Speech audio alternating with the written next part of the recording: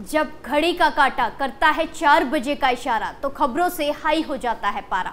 क्योंकि 4 बजे हम चक्रव्यूह के साथ आपके सामने पेश होते हैं और 4 ऐसे लोगों को चक्रव्यूह के चक्र में फंसाते हैं जिनकी पोल पट्टी सुनकर हर कोई हैरान हो जाए। नमस्कार, कैपिटल टीवी में आपका स्वागत है और मैं आपके साथ प्रिया बिस्ट। आज चक्रव्यूह के चक्र में फंसे हैं सपा के मंत्री गायत्री प्रजापति, कांग्रेस पार्टी, नकल माफिया और बांग्लादेशी डकैत। इन सभी का आज सारा काला चिट्ठा आपके सामने खोलते हैं और एक एक करके बताते हैं इन सभी की करतूतें।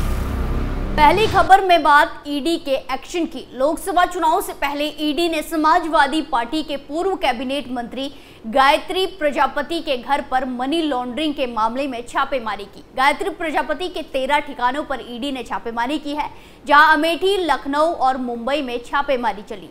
बताया जा रहा है कि छापेमारी के दौरान ईडी को 40 लाख से ज्यादा रकम और भारी मात्रा में जेवरात बरामद हुए हैं। साथ ही साथ ईडी की टीम ने गायत्री प्रजापति की महिला मित्र गुड्डा देवी के घर भी छापेमारी की, जहां ईडी ने घर की एक दीवार तोड़कर भारी मात्रा में कैश और जेवरात बरामद किए। इतना ही नहीं, ईडी के अधिकारी नोट गिनने की मशीन भी ले जाते हुए नजर आए। जानकारी के मुताबिक 44 लाख के करीब कैश घर से मिला है। इतना ही नहीं, गायत्री प्रजापति के दामाद और गुड्डा देवी के नाम जमीन की भी जानकारी मिली। वहीं छापे के बाद गायत्री प्रजापति के बेटे अनुराग प्रजापति को ईडी की टीम अमेठी से अपने साथ लखनऊ के जोनल ऑफिस लेकर आई। यहाँ अनुराग प्रजापति का स्टेटमेंट रिकॉर्ड होगा। स्टेटमेंट रिकॉर्ड होने के बाद अनुराग प्रजापति को ईडी छोड़ देगी। अनुराग प्रजापति के अलावा घर के दूसरे सदस्यों का भी स्टेटमेंट रिकॉर्ड होगा।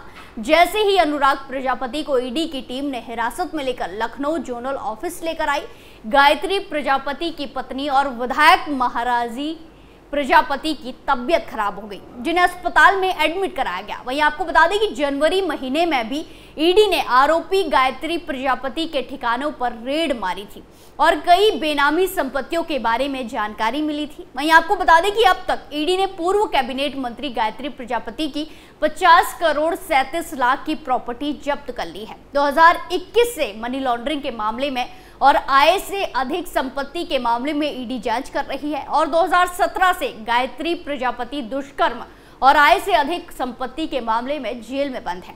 अब तक ईडी ने गायत्री प्रजापति के परिवार के लोगों और नौकरों के नाम पर खरीदी गई प्रॉपर्टी को ईडी ने स्थायी रूप से जब्त कर लिया है। मुंबई के मलाड और लखनऊ के कुछ खेती और रिहायशी प्रॉपर्टी को अस्थायी तौर पर जब्त किया है ईडी ने। वहीं आपको बता दें कि जब अखिलेश यादव उत्तर प्रदेश के मुख्यमंत्री थे, यानी कि साल 2012 से 17 तक, उस दौरान शुरुआती दौर में रेत खनन मंत्रालय अखिलेश के पास था। अखिलेश यादव ने ही ये मंत्रालय गायत्री प्रजापति को हैंडओवर किया था। जब इस मंत्रालय में घोटाले की बात सामने आई और ईडी ने जांच शुरू की, तब बतौर गवाह ईडी ने अखिलेश यादव को 2019 में भी पूछताछ के लिए बुलाया और एक बार फिर लोकसभा चुनाव से पहले यानी पिछले महीने अखिलेश यादव को बतौर गवाह समन देकर दिल्ली पूछताछ के लिए बुलाया था, लेकिन अखिलेश यादव पूछताछ में शामिल नहीं हुए। अखिलेश यादव ने जरूर सीबीआई से इस पूरे मामले में जांच में सहयोग करने को कहा, लेकिन तमाम सवाल भी उठाए थे। दूसरी खबर कांग्रेस को लगने वाले तगड़े झटके की है। देश में किसी भी समय लोकसभा चुनाव के लिए तारीखों का ऐलान हो सकता है, लेकिन चुनाव तारीखों के ऐलान से पहले बहुजन समाज पार्टी बीएसपी की ओर से बड़ा ऐलान किया गया है। बीएसपी के इस ऐलान ने कांग्रेस की टेंशन बढ़ा दी है। उत्तर प्रदेश में रायबरेली और अमेठी सीट कांग्रेस की परंपरागत सीटें मानी जाती है। अब इन दोनों सीटों पर बसपा ने कांग्रेस को झटका देने की तैयारी कर ली है। पार्टी इन दोनों सीटों पर अपने उम्मीदवार उतारने के मूड में है। बसपा की तरफ से प्रदेश अध्यक्ष विश्वनाथ पाल ने कहा कि बीएसपी इस बार अमेठी और रायबरेली सीट पर अच्छे प्रत्याशी उतारने की तैयारी कर रही है। उन्होंने ये भी कहा कि पार्टी 15 मार्च को काशीराम की 90वीं जयंती पर पार्टी की तरफ से प्रत्याशियों की घोषणा की जाएगी। उन्होंने कहा कि बहुजन समाज पार्टी इस लोकसभा चुनाव में यूपी की सभी 80 सीटों पर मजबूती से चुनाव लड़ने जा रही है। क्या रायबरेली और अमेठी में भी बसपा अपने उम्मीदवार उतारेगी? इस सवाल पर बसपा नेता ने कहा कि इस चुनाव में पार्टी सभी सीटों पर उम्मीदवार उतारेगी। अमेठी और रायबरेली में पहले भी बसपा ने अपने प्रत्याशी उतारे हैं और इस लोकसभा चुनाव में भी उतारेगी। लोकसभा चुनाव के लिए बहुजन समाज पार्टी ने उत्तर प्रदेश में 7 प्रत्याशियों के नाम का ऐलान किया है। इसमें से 5 मुस्लिम समुदाय से आते हैं। बसपा ने पीलीभीत से अनीस अहमद खान, मुरादाबाद से इरफान सैफी, कन्नौज से अखिल अहमद पट्टा, अमरोहा से डॉक्टर मुजाहिद हुसैन उर्फ बाबू भैया, सहारनपुर से माजिद अली, मुजफ्फरनगर से दारा सिंह प्रजापति और बिजनौर से चौधरी विजेंद्र सिंह को प्रत्याशी बनाया है। एक तरफ इंडी अलायंस की कांग्रेस की तरफ से कोशिश है कि बसपा उनके साथ आ जाए, तो वहीं दूसरी तरफ बसपा सुप्रीमो मायावती बार बार अकेले चुनाव लड़ने का ऐलान कर रही है। अब बसपा के इस ऐलान ने कांग्रेस की टेंशन बढ़ा दी है। अमेठी और रायबरेली से प्रत्याशियों को उतारने के बाद कांग्रेस को बड़ा झटका लगने वाला है।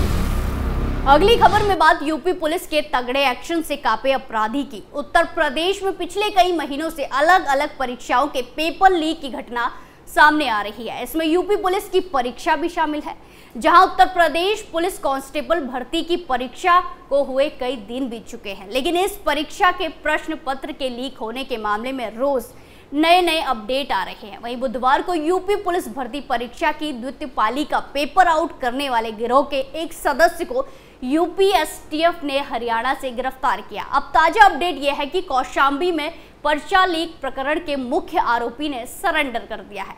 पुलिस पेपर लीक मामले में मुख्य आरोपी अरुण सिंह ने यूपी एसटीएफ के सामने सरेंडर किया। वहीं पुलिस इस मामले में पहले भी 3 आरोपियों को गिरफ्तार कर चुकी है। मामले की जांच के लिए मझनपुर थाने में केस दर्ज किया गया है। हरियाणा से गिरफ्तार महेंद्र शर्मा के खिलाफ मेरठ के कंकरखेड़ा थाने में केस दर्ज कर उसे जेल भेज दिया गया है। वहीं एसटीएफ की पूछताछ में आरोपी ने कई चौंकाने वाले और बड़े खुलासे किए। पूछताछ में मास्टरमाइंड ने बताया कि उसे पेपर परीक्षा से 2 दिन पहले ही मिल गया था।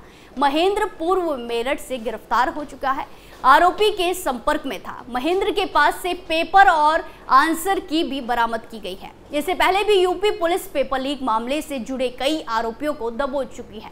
दरअसल एक के बाद एक पेपर लीक की समस्या से जूझ रहे अभ्यर्थियों ने सरकार और प्रशासन पर पेपर लीक के खिलाफ कार्रवाई करने की मांग की थी। मुख्यमंत्री योगी आदित्यनाथ ने भी पेपर लीक करने वाले लोगों पर सख्त कार्रवाई का आश्वासन दिलाया था, जिसके बाद से पुलिस प्रशासन की ओर से सख्ती और कार्रवाई में तेजी लाई जा रही है। वहीं अब यूपी एसटीएफ के दबाव के कारण कौशाम्बी पेपर लीक मामले के आरोपी ने सरेंडर कर दिया है। आखिरी खबर में बात दिल्ली में हुए बड़े एनकाउंटर की, जहां पुलिस के एक एनकाउंटर में बांग्लादेशी डकैत महराज को गिरफ्तार किया गया है। ये डकैत कई मामलों में वांछित था। इसने पिछले साल दिल्ली में एक बड़ी डकैती को अंजाम दिया था। इस बांग्लादेशी डकैत के साथ एक और बदमाश की भी गिरफ्तारी हुई है। वहीं आपको बता दें कि शुक्रवार 15 मार्च 2024 को दिल्ली पुलिस के साथ द्वारका के धुलसिरास इलाके में बदमाशों का एनकाउंटर हुआ। पुलिस ने यहां इन बदमाशों को पकड़ने के लिए एक जाल बिछाया था। जब बदमाशों ने पुलिस को देखा तो उन्होंने गोली चलाना शुरू कर दिया। इसके जवाब में पुलिस ने भी फायरिंग शुरू करी। पुलिस की फायरिंग में एक बांग्लादेशी बदमाश महराज उर्फ मेराज को पैर में गोली लगी। उसके बाद एक और बदमाश शाहिद को भी पकड़ लिया गया। पुलिस ने बताया कि दोनों तरफ से 3-3 गोलियां चलाई गई थी। पुलिस ने बताया कि महराज द्वारा चलाई गई गोली एक पुलिस इंस्पेक्टर अक्षय को लगी है। हालांकि इंस्पेक्टर अक्षय को कोई नुकसान नहीं हुआ, क्योंकि उन्हें बुलेट प्रूफ जैकेट पहन रखी थी। एक और कांस्टेबल को गोली छूते हुए निकली। पुलिस ने बताया कि महराज को पुलिस की गाड़ी में अस्पताल भेजा गया है, जहां उसका इलाज चल रहा है। महराज बांग्लादेश का निवासी है और 5 अपराधों में आरोपी है। वो डकैती और अवैध हथियार रखने के कई अपराध कर चुका है। उसने पिछले साल दिल्ली के अशोक विहार में एक कारोबारी परिवार को निशाना बनाकर डकैती डाली थी। उसने एक परिवार को बंदूक की नोक पर लेकर 3 करोड़ की लूट की थी। उसने परिवार के साथ बीच से मारपीट भी की थी और एक कमरे में बंद कर दिया था। उसने इस परिवार से 1 करोड़ 38 लाख नगद और 1 करोड़ 50 लाख के गहने लूट लिए थे और फरार हो गया था। उसके खिलाफ पुलिस ने अशोक नगर थाने में कई धाराओं में मामले भी दर्ज किए हैं। पुलिस ने उसके ऊपर 2 लाख का इनाम भी घोषित किया था। माना जा रहा था कि वो यहाँ अपराध करके बांग्लादेश चला गया है। हालांकि अब उसे पकड़ लिया गया है और उसके खिलाफ कार्रवाई चल रही है। आज हमने देखा कैसे चक्रव्यूह के चक्र में सपा के मंत्री गायत्री प्रजापति, कांग्रेस पार्टी, नगल माफिया और बांग्लादेशी डकैत फंसे और उनकी पूरी पोल पट्टी खुलकर सबके सामने आ गई। चक्रव्यूह में फिलहाल के लिए इतना ही, फिर पेश होंगे सनसनीखेज खुलासों के साथ। बाकी तमाम खबरों के लिए देखते रहिए कैपिटल टीवी उत्तर प्रदेश। नमस्कार।